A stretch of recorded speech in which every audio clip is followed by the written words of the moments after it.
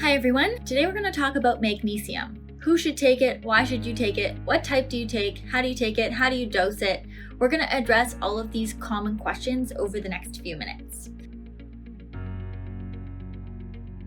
I'm Dr. Tiffany Dzugan, and I'm a naturopathic doctor in the GTA. I'm really excited to bring you this content on behalf of the educational team at Vitamart.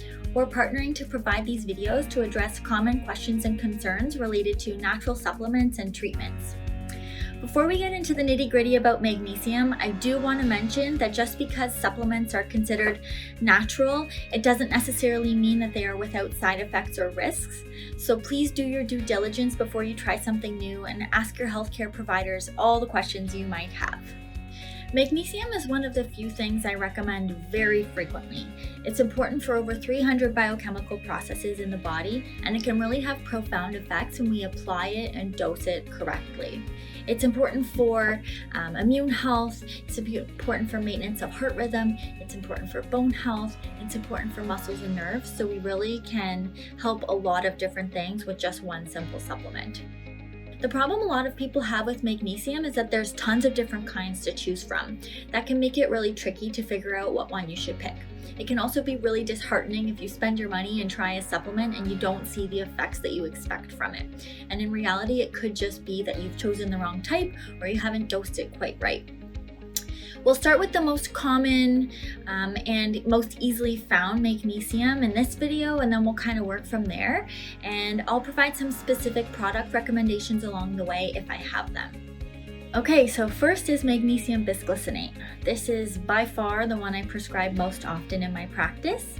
And the reasons that I prescribe it are usually for muscle pain, muscle cramps, for increasing your intensity of your workout and you're sore the next day. Also, if you're having trouble with sleep onset or anxiety, this one is really nice. And I use it for tension type headaches too. A lot of people have a lot of tension in this area, which causes headaches, and Magnesium Bisglycinate can be particularly useful for that. It's well absorbed and it has a calming effect. Because it's well absorbed, we don't get the digestive side effects that we do with some of the other types of magnesium. So it's good for people who have particularly sensitive stomachs.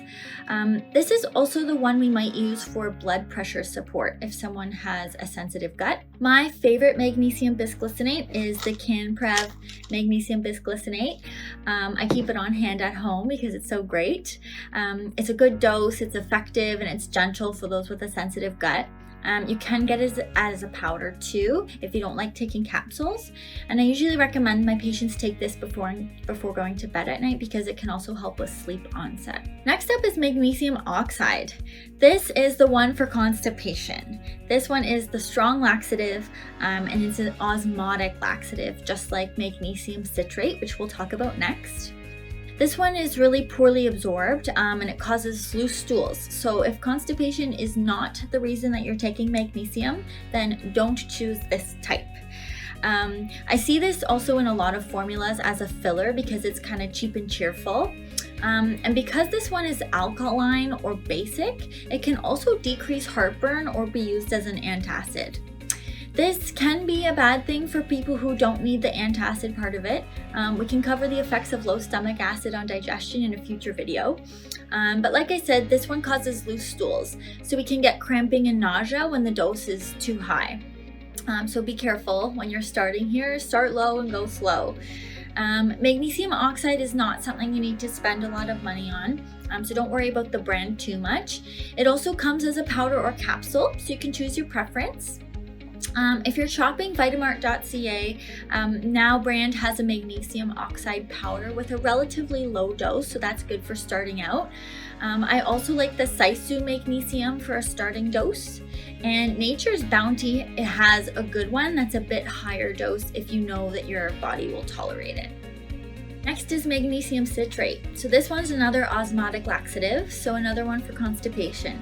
And this is probably the one I prescribe second most often in my practice. It can generally be used also for most of the other reasons we discussed the use of magnesium, but I would only ever use it for people who do not have sensitive digestive systems. This one is a bit better absorbed by the body than magnesium oxide, so it's not quite as harsh on the bowels. But again, be aware this causes loose stools, so start with a low dose and increase as needed. When you take these osmotic laxatives, so magnesium citrate and magnesium oxide, make sure you're drinking tons of water. They draw water into the digestive system to loosen the stools and make them easier to pass. That's how they work. So it can be very easy to become dehydrated when you're taking these long term. The other thing I want to mention is that your body can become accustomed to taking laxatives long term, be it a medication or a natural health product. So if you have concerns with long-term constipation, you should investigate this with your medical doctor and your naturopathic doctor to determine why you're having these issues. If you're just using something like magnesium consistently, you're not really addressing that underlying concern. I still talk about magnesium threonate. This one crosses the blood-brain barrier. We can think of the blood-brain barrier as this very tight sort of sieve. It's very selective about what it lets near the brain. So since this one has access to the brain, we use it to treat things like addiction, sleep, post-concussion syndrome, anxiety. It improves memory, focus, brain function, and it has actually been shown to help both short and long-term memory. Magnesium malate. This one is calming and very good for muscle relaxation. It's known for its use in fibromyalgia because it improves ATP production, which is our cell's energy source. It can reduce muscle pain and tenderness in fibro patients, and because of this effect on the muscles, we can also use it for things like period cramps as well. This one is typically inexpensive. Then there is magnesium orotate and taurate. You can remember they go together because they sort of rhyme. They're both good for heart health. Taurate in particular can be helpful for regulating irregular heartbeats and lowering blood pressure.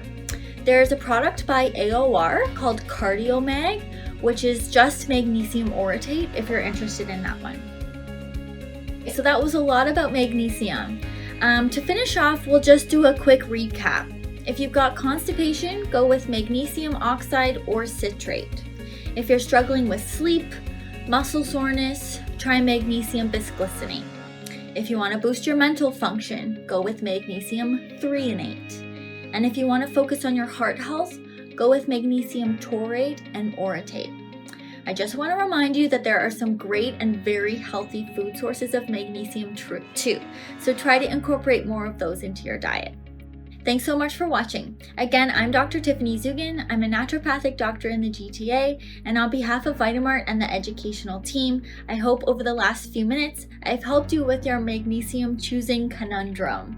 If you have any questions about magnesium or anything else wellness related, feel free to reach out. And if you have questions you'd like addressed in future videos, please let us know.